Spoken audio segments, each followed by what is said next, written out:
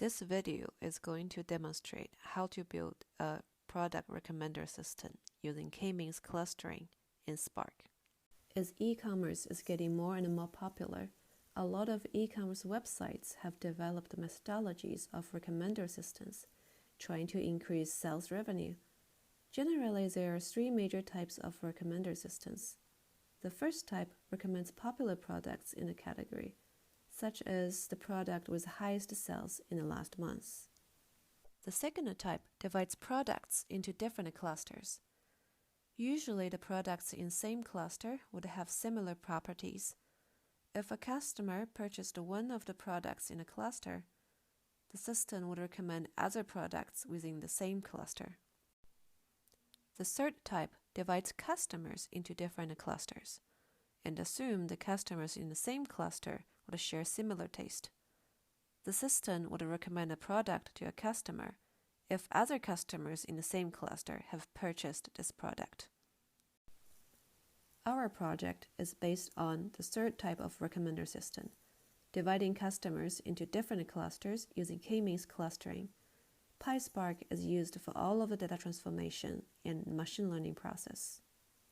Since we don't have access to the real customer purchase history data, Amazon Review dataset is used.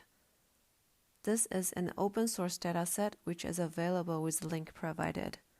We assume that if a customer reviewed a product, he or she must have purchased this product.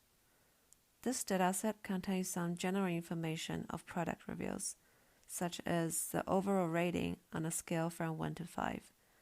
If the review is verified, review ID, ASIN, which is the product ID, and review time, which shows when review is posted. Those data attributes are used in building the recommender system. The review distribution over the years shows that the dataset contains reviews from 1999 to 2018. In order to provide most up-to-date product recommendations, we selected the most recent data, 2017 and 2018, for the project. If we look at review number by overall rating, rating 5 has the highest number and rating 1 is the second highest. It indicates customers with strong opinions are more likely to post a review. Since we are building a recommender system to recommend products which customer will like, reviews with ratings 3, 4, 5 are selected. When we look at the number of customers by total numbers of reviews they posted, only a small number of customers posted more than 3 reviews, which is not very ideal for building a recommender system. However, this is the only data we have, and we want to see how this methodology would perform with limited data. After doing some data analysis, data needs to be transformed to a format which can be fed into the model. Firstly, data is filtered by review year in 2017 and 2018, rating greater or equal to 3 and verified equals to true, which indicates the reviewer actually purchased the product.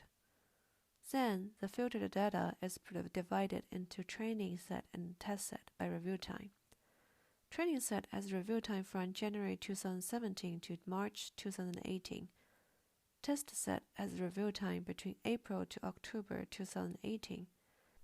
We assume today is April 1st, 2018, and try to make product recommendations to customers, and use their review records from April to October to verify if they like those products.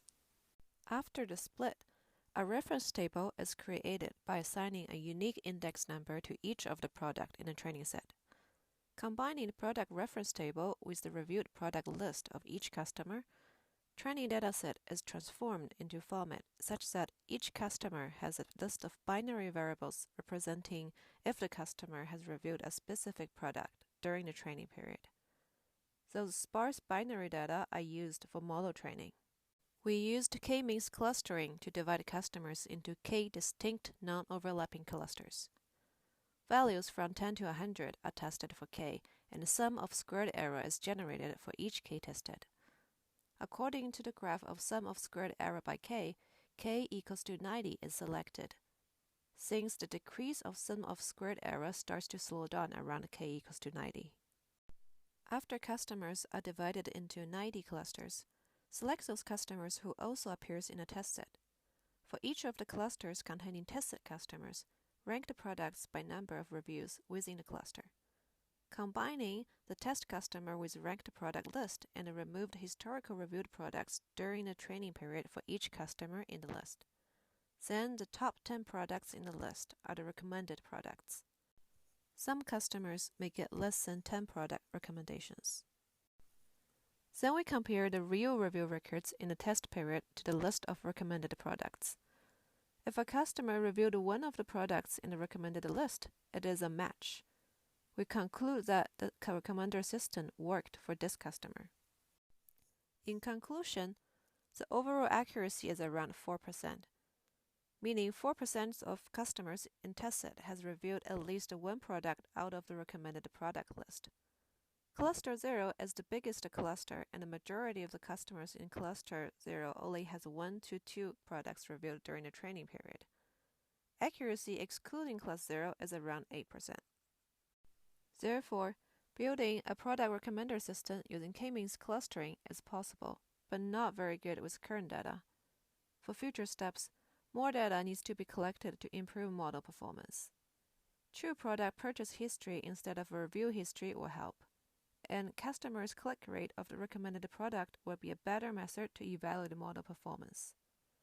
On the other hand, sentiment analysis of the reviewed text or other methods such as product clustering or recommend popular items can be combined into the recommender system building.